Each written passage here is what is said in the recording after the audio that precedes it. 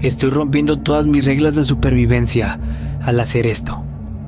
Pero si no lo hago, moriré de hambre. O peor aún, me encontrarán mientras duermo y me llevarán a donde viven, en los túneles bajo la ciudad. Frente a mí, las escaleras eléctricas del Metro Juárez yacen inmóviles, hundiéndose en la oscuridad como la garganta abierta de un monstruo.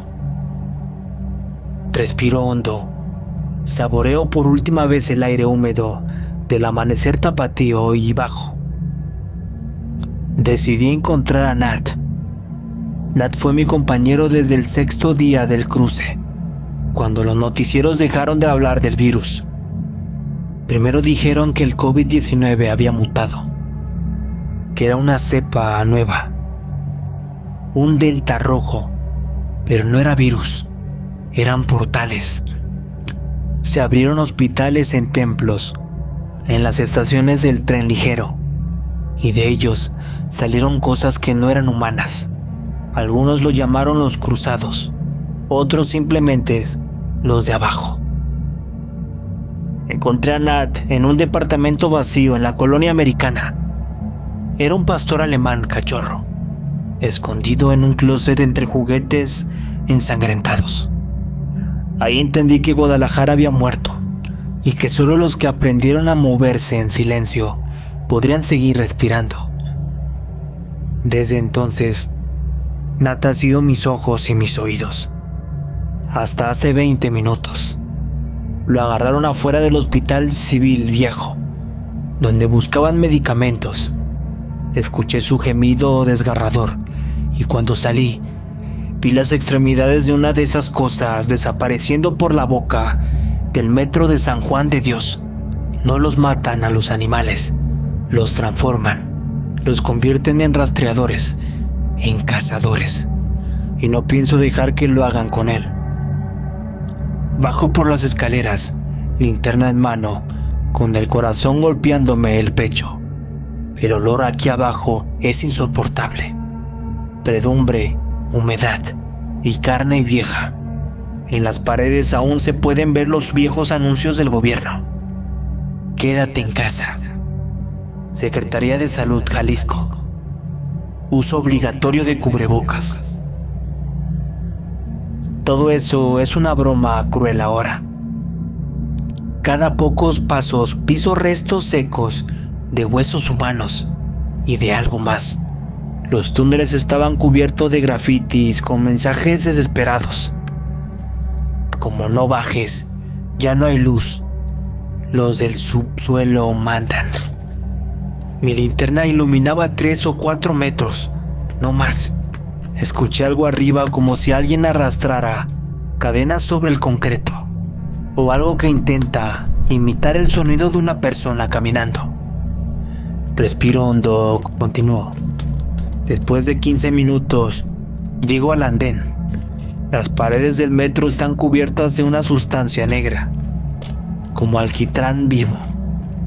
En el suelo hay manchas que se mueven lentamente, como si respiraran. Escucho un chillido agudo, inhumano, a unos metros adelante. Apago la linterna y me tiro al suelo.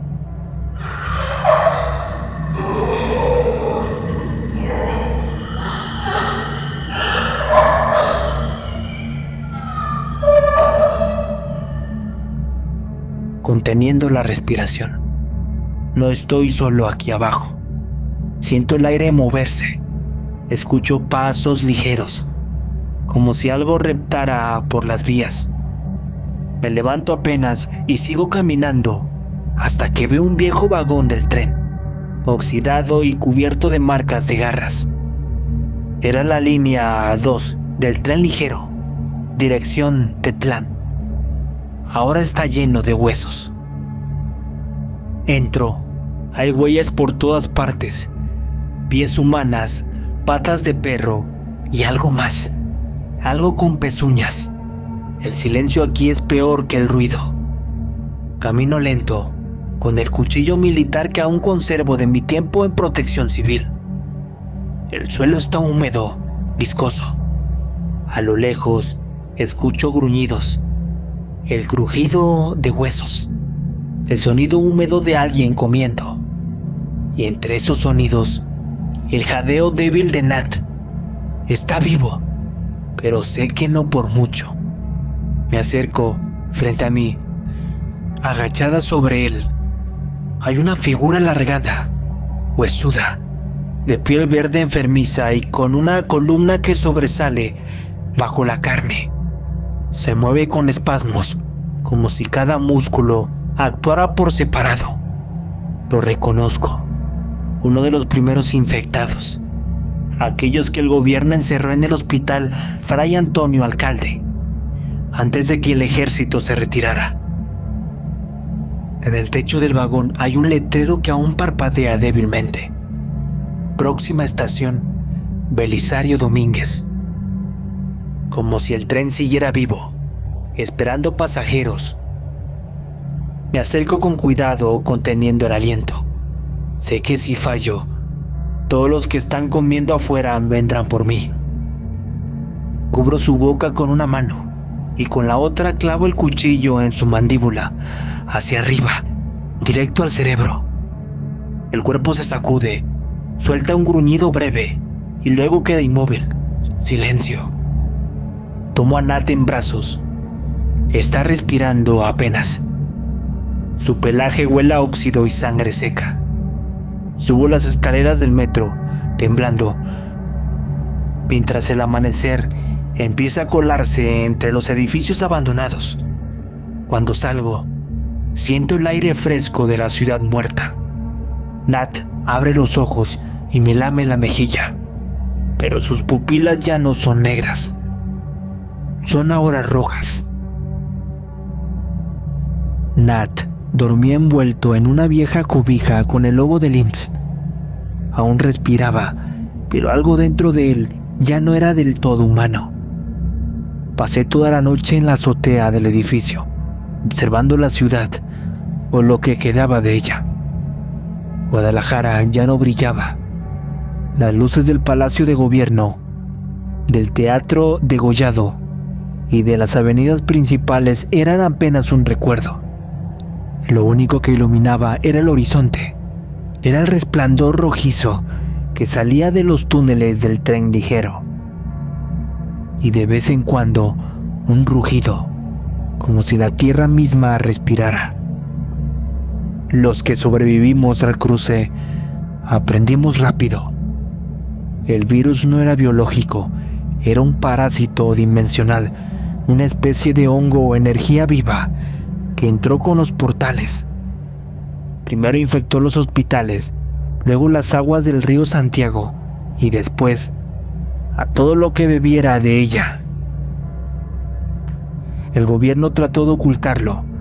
La Secretaría de Salud habló de mutación del COVID-19. La Sedena acordonó a Zapopan y a Tonalá. Pero cuando el ejército empezó a caer, la señal nacional se cortó. Solo quedaron transmisiones piratas en AM, de locutores que pedían ayuda o advertían a los que seguían vivos. No salgan de noche, no respiren el aire del túnel. Si escuchan susurros en los altavoces del metro, corran. Yo tenía un nombre antes del cruce, Ernesto Valdés, ex paramédico del Hospital Civil Nuevo. Pero ya nadie nos usa nombres. Aquí arriba somos solo los que se quedaron. Esa mañana bajé a buscar comida. El Mercado Libertad, o lo que quedaba de él, estaba lleno de puestos calcinados. El aire olía a metal y carne vieja. Encontré algunas latas selladas de frijoles y una botella de agua. Lo que más me heló la sangre fue ver una patrulla de la Guardia Nacional, oxidada, con los vidrios rotos y dentro un mensaje tallado en el tablero. No mirarlos a los ojos, no son de este lado. Algo se movía detrás de mí, un silbido, un sonido hueco, como si alguien golpeara un tubo vacío. Me giré, nada, solo eco del viento entrando por una alcantarilla abierta y un olor agrio, casi químico, subiendo desde las profundidades. Decidí regresar al refugio. Nat me esperaba, sentado frente a la puerta del baño. Su respiración era pesada. Cuando me acerqué, noté algo extraño. Sus orejas se movían hacia el sonido que yo no podía escuchar, y en su cuello latía una línea de luz roja, delgada como una vena intrascendente. «Tranquilo, Nat», le susurré, tratando de calmarlo, pero él solo giró la cabeza hacia la ventana, gruñendo. Entonces lo oí, una voz metálica salida del viejo altavoz del edificio frente a nosotros. Era una de las bocinas del sistema de protección civil. Desde 2020 no funcionaban, pero ahora crepitaban, emitiendo un mensaje con una voz distorsionada, grave, casi humana. Se abrirán las pistas. Bajen los que escuchen. El cruce aún no termina. Sentí un escalofrío recorrerme el cuerpo. Las pistas. Así llamaban los sobrevivientes a los túneles del metro. Según los rumores, ahí abajo estaba el corazón del cruce. Un lugar donde el virus no solo vivía, sino que pensaba. Apagué la linterna, pero la voz continuó, más clara esta vez, con un tono casi burlón. Ernesto Valdés, baja con él. Mi nombre, lo dijo mi nombre. Corrí a la azotea, mirando en todas las direcciones. No había nadie, solo el eco de los edificios vacíos y el sonido de perros ladrando a lo lejos. Al regresar al cuarto, Nat ya no estaba. La puerta estaba abierta y en el piso un rastro de sangre y huellas brillantes bajaban hacia la calle, otra vez hacia el metro. Bajé con el cuchillo en mano. El aire era más espeso y los escalones estaban cubiertos por una capa de polvo rojizo, como si alguien hubiera molido óxido y lo esparció. El túnel respiraba literalmente. Se contraía y expandía como un pulmón. Y en medio del pasillo, iluminado por la linterna que había dejado la noche anterior, estaba Nat, de pie, inmóvil, mirándome. Pero ya no era mi perro. Su sombra se movía independientemente de su cuerpo, y cuando ladró, no fue un sonido de animal. Fue una voz humana, distorsionada, que me habló con las mismas palabras que había escuchado en los altavoces. Baja, Ernesto. Ya no eres de arriba.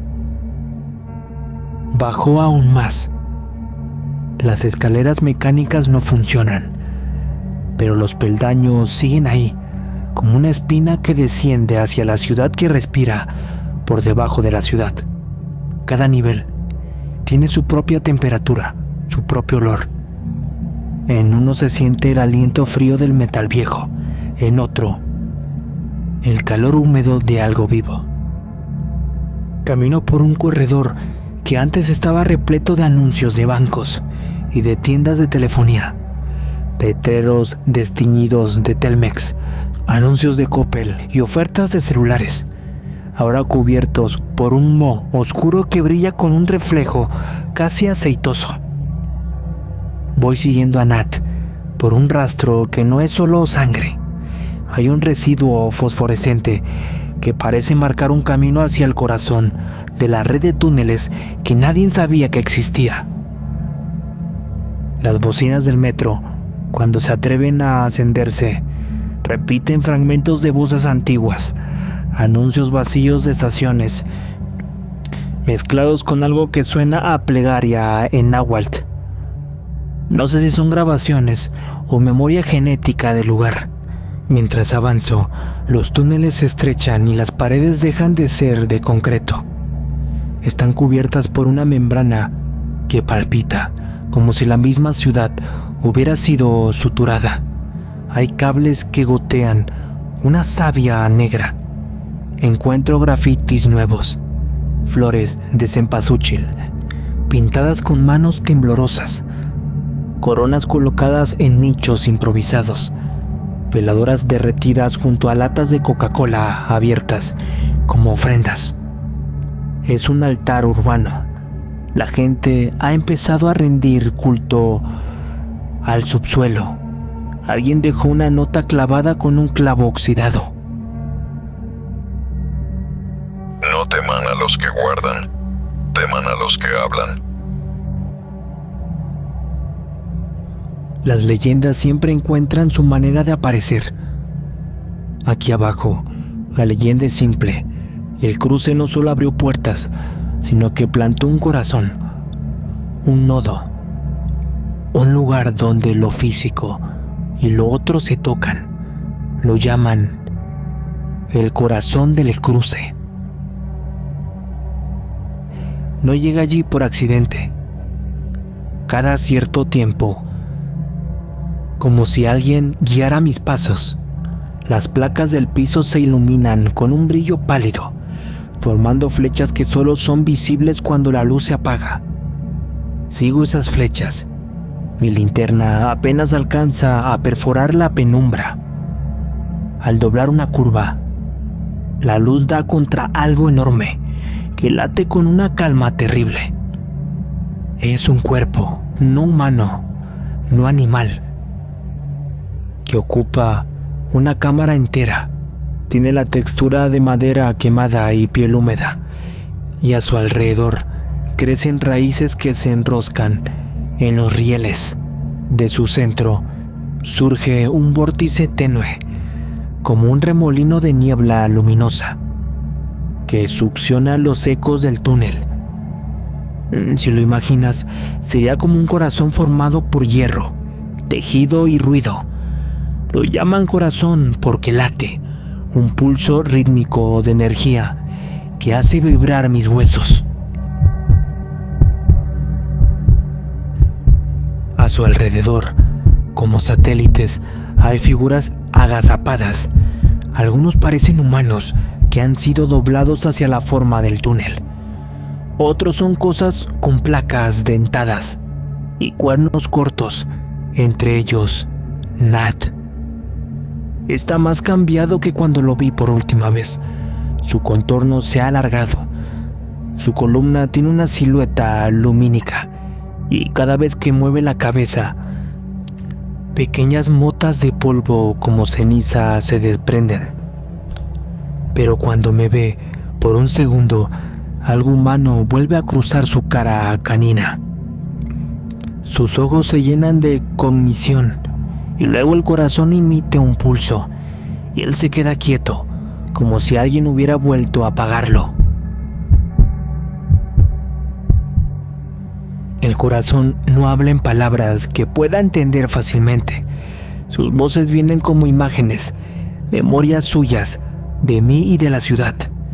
Veo destellos, una sala blanca con luces fluorescentes, hombres de bata con logos de un laboratorio privado llamado Biotecmex, un grupo de uniformados con insignias borrosas, experimentos a la medianoche en una planta de tratamiento de agua del río Santiago y rituales improvisados con pétalos de cempasúchil alrededor de un generador que chisporrotea ciencia y rito, ambos intentando domesticar algo que no pertenece a ninguno de los dos.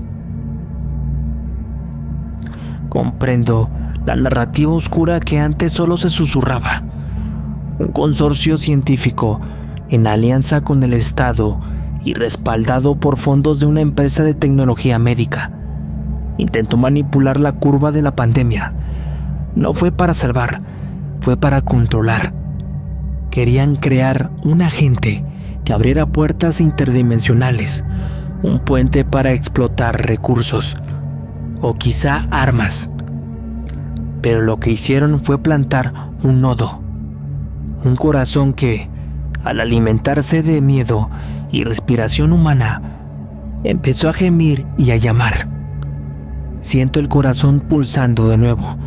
Las figuras alrededor abren sus bocas al mismo tiempo y exhalan una molécula de sonido que no es aire, es onda. Por un instante, entiendo que el corazón no quiere solo carne, quiere sistemas. Quiere los rituales, las costumbres, las señales de una ciudad, las ofrendas, las políticas, las cadenas de mando. Quiere aprender cómo ser una ciudad. Y en ese aprendizaje, empezó con lo más domesticado, los animales.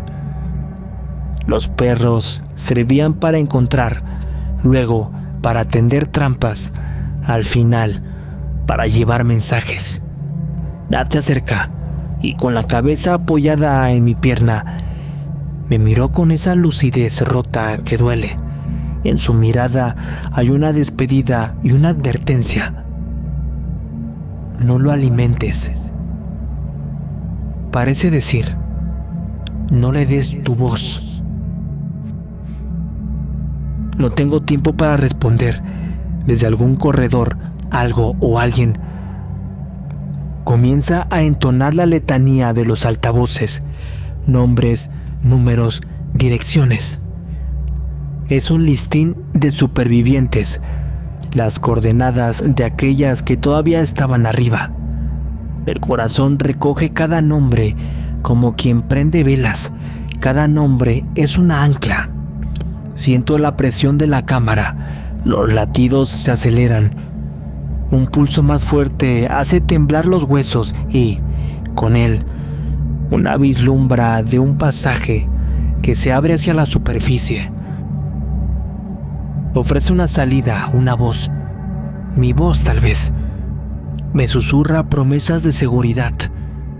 Si me ofrezco a ser el emisario, bajar, llevar su palabra a los que quedan, convencerlos de bajar en nombre de la salvación. Pienso en la azotea, en las cobijas con logos del IMSS, en los féretros improvisados y en las ofrendas con latas de Coca-Cola.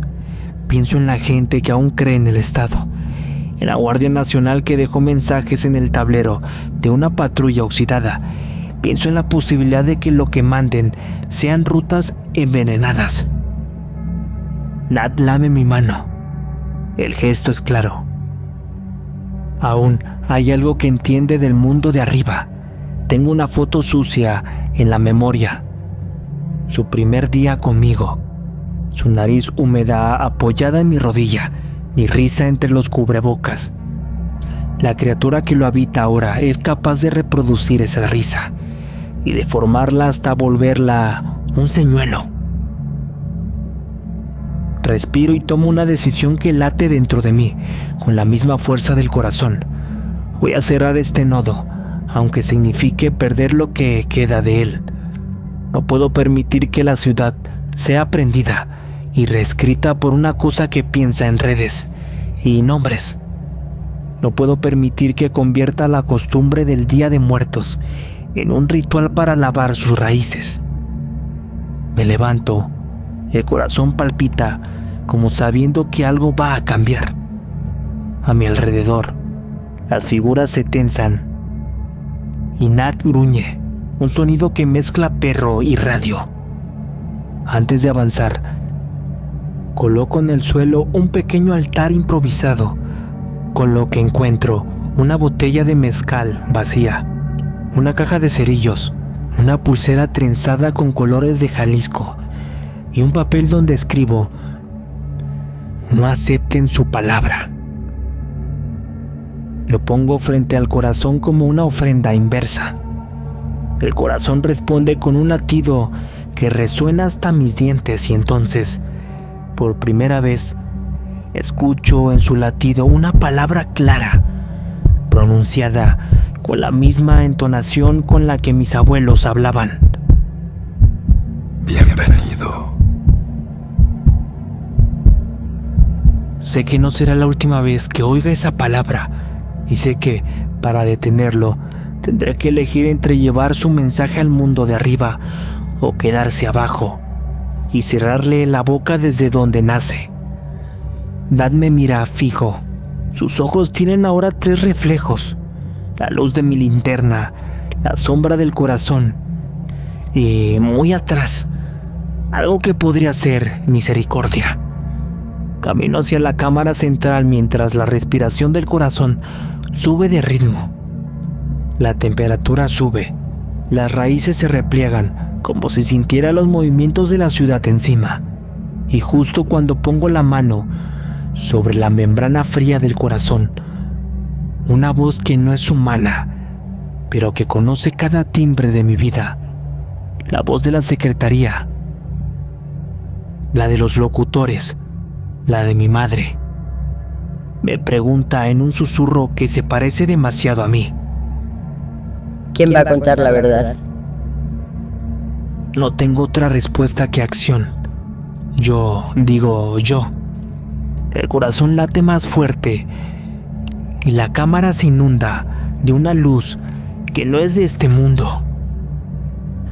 El corazón latía con un ritmo que ya no era suyo, sino el de toda la ciudad.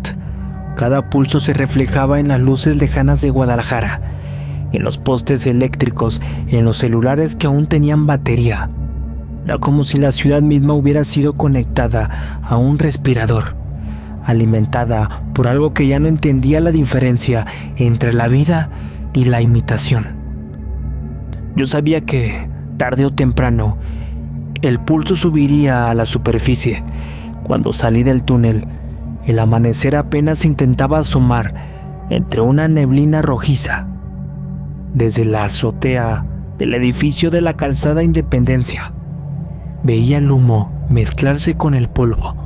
Las bocinas del sistema de protección civil emitían chasquidos irregulares y a veces, entre interferencias, se escuchaba una voz femenina que decía: bajen, abajo hay ayuda, abajo hay luz.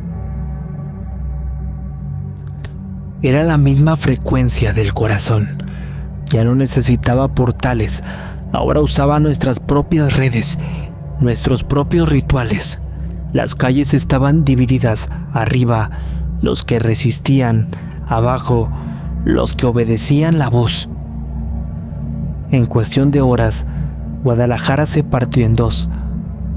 Los que subieron se refugiaron en las azoteas, haciendo fogatas con maderas, colgando cobijas para cubrirse del polvo y pintando cruces de cal en las paredes. Las familias se comunicaban por silbidos o reflejos con espejos, como si fueran señales antiguas. Las antenas de televisión servían para colgar ofrendas: cempasúchil, pan duro, botellas de agua vacías. No era superstición, era memoria.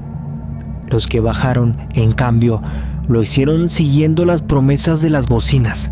Algunos bajaron buscando medicamentos, otros a sus hijos, otros simplemente porque ya no soportaban el silencio. El metro se convirtió en la boca del purgatorio, y el corazón, alimentado por la fe y la desesperanza, empezó a crecer hacia arriba. En las noches, las luces de los túneles se encendían solas, con un resplandor anaranjado, y un rumor de voces subía por las rejillas del drenaje. No eran gritos, eran rezos. El virus dimensional había aprendido nuestras plegarias. Las repetía como quien canta para no morir. En una de esas noches me encontré con un grupo de sobrevivientes. Eran técnicos, enfermeras, un par de soldados que habían desertado y una mujer a la que todos llamaban la maestra. Tenían un plan: cerrar el corazón antes de que tomara la superficie completa. Usarían lo que aún funcionaba: transformadores de la Comisión Federal de Electricidad, gasolina defensa, probada de camiones abandonados, cables de Telmex y antenas parabólicas para amplificar una señal inversa, y una mezcla de fe y sonido. La transmisión con cantos de náhuatl, plegarias católicas y frecuencias fuera del rango humano. No basta con cortarle la energía, hay que confundirlo, hacer que olvide.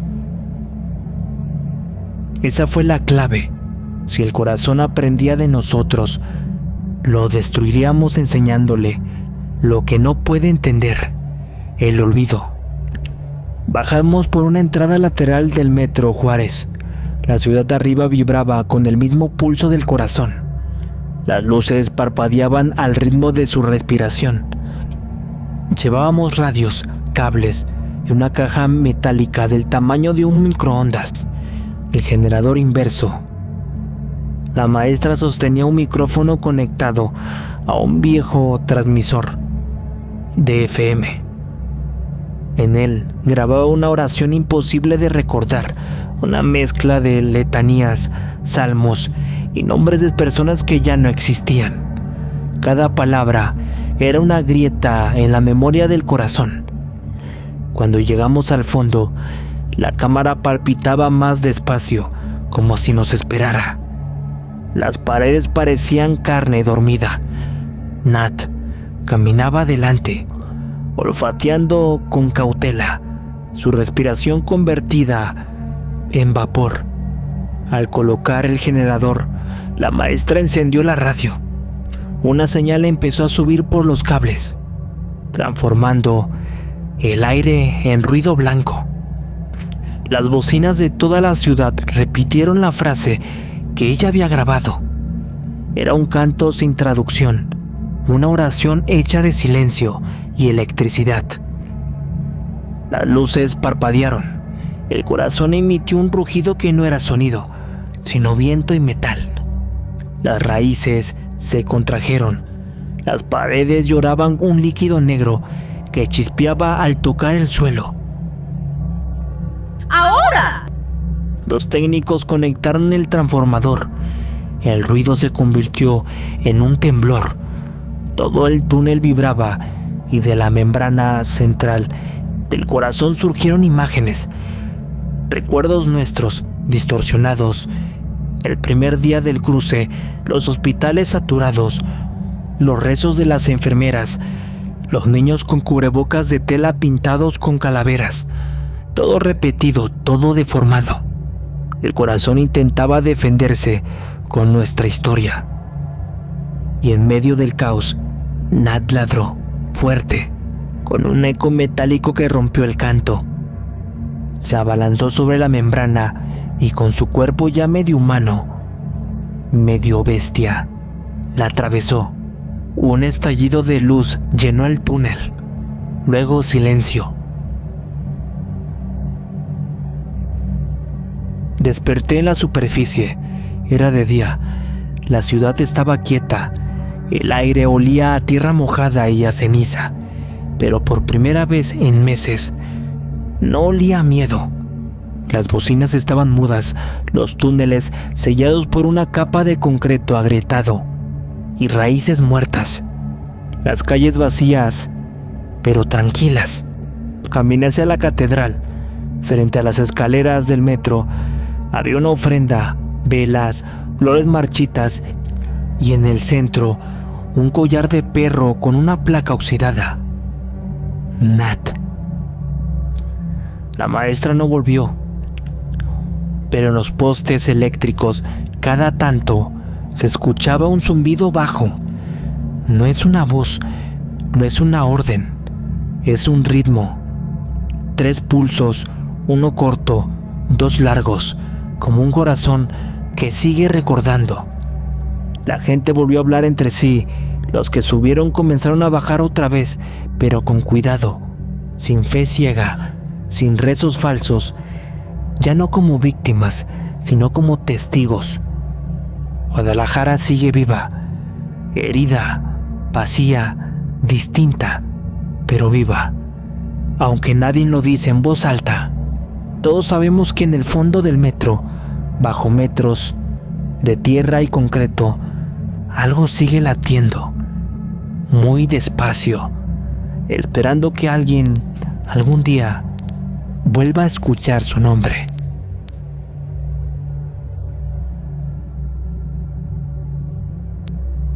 nombre es Daniel Suárez Vega y nos vemos hasta la próxima historia.